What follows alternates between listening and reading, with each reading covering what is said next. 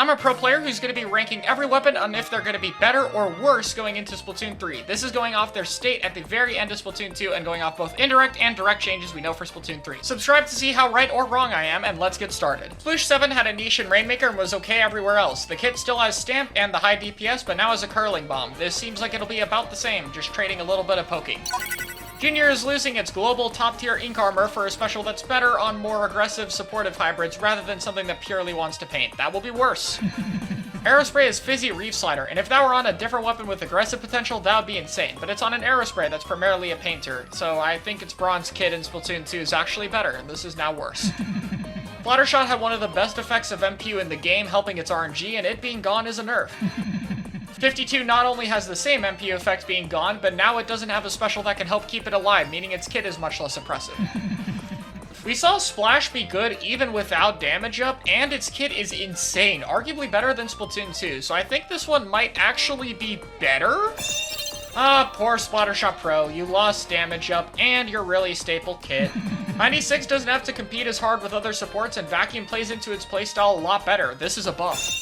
Jet Squelcher can no longer sit back and spam missiles and no longer has Burst Bomb Stingray to completely shut down objectives. It is worse, thank God. L3 lost damage up, it lost its Burst Bomb, and its kit doesn't even stand out remotely compared to Splash. It is a big nerf. H3 lost damage up and it got slapped with Point Sensor. That is an easy nerf. Despite being one of the best weapons in Splatoon 2, Squeezer seems relatively unchanged and its new kit is very unique and interesting. I think it's actually the same. Luna, Normal, and Range Blaster all don't have to deal with ink armor, especially that heavily mitigates anything they can do and is part of the reason why they're awful in Splatoon 2. On top of that, Jump RNG can be reduced with an ability called Intensify Action Up, which is one of their biggest weaknesses, and Tacticooler gives you the same RNG as Grounded, which for these weapons is perfect when it's active. That is a ton of buffs, let's go! Flash doesn't feel too different, but damn, that kit of Splat Bomb Trizuka is far better than anything it had in Splatoon 2. So Rapid was really good at dealing with armor, and now it doesn't really have a special it's a hard counter for, and I think its normal kit is pretty mediocre. Rapid Pro, on the other hand, has a super unique and special kit, and I think this one's gonna end up being about the same. Oh, so Carbon doesn't have Burst Bomb anymore? Yeah, we all know what that means. Roller, for the first time in 7 years, between 6 kits in the previous games, has an actual good sub and special combination, and it doesn't have to deal with ink armor. Let's go, Roller players, you finally get justice. Dynamo's probably the best kit it ever got, and not having to deal with the abundance of displacement specials in Splatoon 2 will be really nice for it. So in Splatoon 2, Inkbrush had a baller that it could use to stay alive behind enemy lines, and in this game it has a killer whale. However, I honestly think that whale does help it get in well and gives a lot of information, though I do think it's just slightly worse than its Splatoon 2 playstyle. Octobrush's new kit is pretty cool, but I don't think it's enough to make it better than the previous game's Octobrush.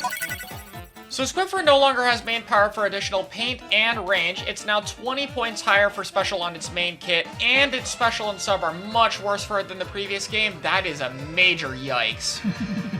GooTuber no longer has an identical kit to Squiffer, and since Squiffer got nerfed, this thing might actually have some use. Wow, we're gonna be seeing GooTuber not be a meme pick. Bamboo lost damage up, and it got Auto Bomb, which does not help its mobility or damage. I don't want to do this, but... Splat Charger is a 20 points for cheaper special and a really good kit. It will probably be good in this game. E-Leader's a tricky one. It lost the extra pain and range of main power-up, but it also has an insanely good kit and doesn't have to deal with ink armor, so I'm gonna say it's actually better. So Slosher has Splat Bomb Tri-Strike? Are you kidding me? Okay, this is easy. Tri-Slosher, on the other hand, has a cool but admittedly worse kit, and not fighting quad shooter actually might be harder for this thing since it mainly bullies short range. So let me get this straight. Machine was good enough to be in top level play with Splashdown, and they not only kept Fizzy Bomb on it, but gave it Booyah Bomb, one of the best specials in the game? X-Splasher has officially made it half of the way there to having a real weapon kit in Splatoon 3 with Inkstorm, and it's cheaper than its Splatoon 2 specials that it's with. So in Splatoon 3, there's brand new movement options that can mitigate damage, which kind of ruins what Blob wants to do, and its kit isn't any better than Splatoon 2. So Mini has Stamp, and if Stamp is the same quality as it is in Splatoon 2 balance-wise, that is a nerf. Heavy's a pretty low bar since none of its kits really stood out, but I don't think its new one does either, and it especially doesn't help it against Chargers, which is at least something that its Remix and Deco's kit did, so I have to say it's actually worse. So Hydra in Splatoon 2 could not play the video game without getting hit by a special that forced it to move and dropped its charge every 5 seconds, and on top of that, they gave it a better kit with Booyah Bomb to keep itself alive. Ballpoint Nuva was one of the best and most unique kits in the game, and now it has an okay one. I mean, Fizzy Inkjet's alright, but it's not exactly what it wants. Wow, Nautilus being able to charge hold with the Squid Roll could be really good for it. All it needs is a kit that doesn't have point.